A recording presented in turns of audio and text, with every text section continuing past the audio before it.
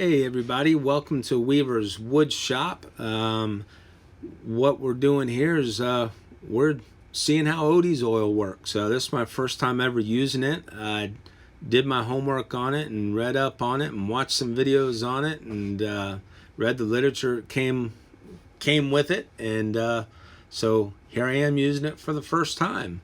Odies oil is an all-natural oil that helps to protect and finish it. They say it's food safe. No, I didn't really lick it there, but it does smell good. And it's, I didn't wear any gloves on purpose just to see. I guess I was kind of being a guinea pig here, just to see if it had any effect on my hands or whatnot. And there was zero irritation, no burning, no bumps, no nothing. When I got done, I simply wiped my hands and I was good to go. What you use is you use a Scotch pad to wipe it on, and I went in circular motion and went with the grain. And once that Scotch pad gets a little damp with that Odies oil, a little dab goes a long way. This piece here, what it is it's Cuban mahogany. And man, this Odies oil really does pick up the wood grain and the little knots and the veins, and I really think this was the right product to use on this piece of wood. And what the piece is I'm calling it a growth stick or a measuring stick. It's for my oldest son and my wonderful, beautiful daughter-in-law, and the best two grandkids in the world.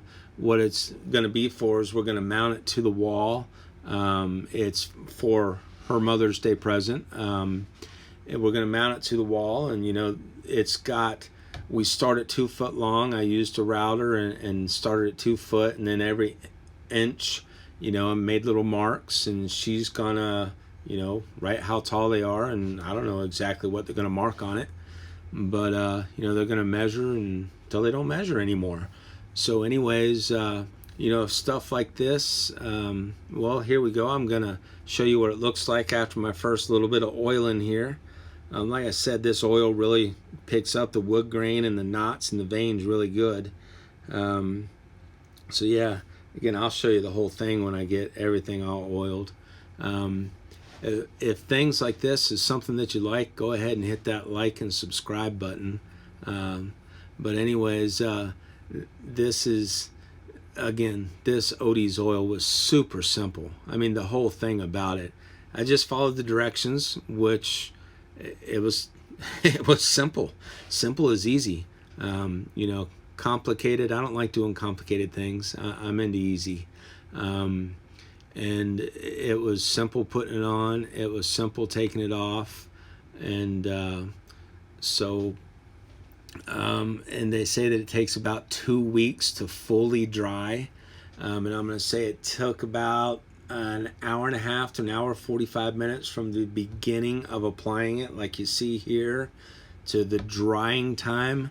They say to wait about 40 minutes to see if it is dried. And the way that you do that, you come back out and you run your fingers across it. And if you can see your fingers, and it's not dry to the touch, if you can see your fingerprints, the trails from your fingers, the oily film, then that means that it won't take any more oil. Then it's time to go ahead and buff it off. If it's dry in 40 minutes, go ahead and put some more on. I've now used Odies oil a couple of times, and I've only ever needed to use one coat. So after that 40 minutes, if it's still a little bit oily, go ahead and buff it off. Again, I've only ever had to apply one coat, so I haven't had to experience that dry sensation yet, after 40 minutes. And taking it off, we'll get to that in just a little bit, but it was just as simple as putting it on. And again, this Merlot pad, or it was Scotch Brite pad, whatever you want to call it, it was super simple too. So here we go, me putting it on.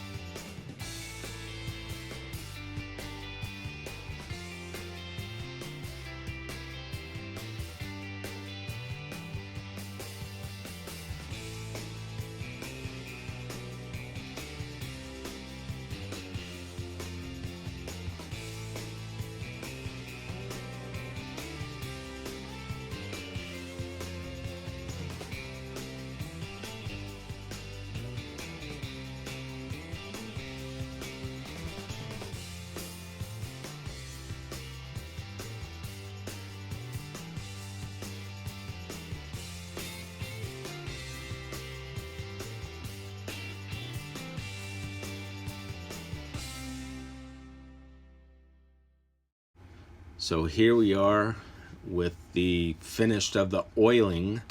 You know, I've checked it out and it's ready to be buffed off. And the way that you tell that is you touch it, you run your fingers across it. If you got that filmy, oily, residue on it, then that means that it won't take any more of the Odies oil and it is ready to be buffed off. If it's dry, you go ahead and you put more oil on it.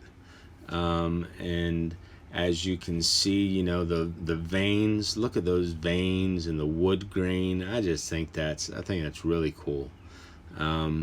So yeah, it's definitely ready to be buffed off, and the buffing was super easy.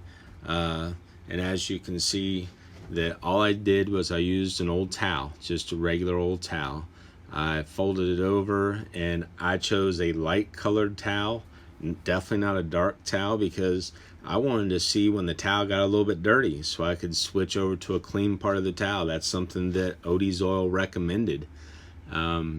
Because as you're rubbing, it comes off real easy. You don't have to put a lot of pressure on it.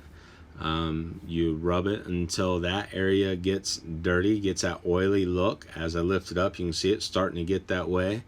Then I move it over to a clean area of the towel and just keep on going about it. You don't want to use, some sort of machine buffer, one of those,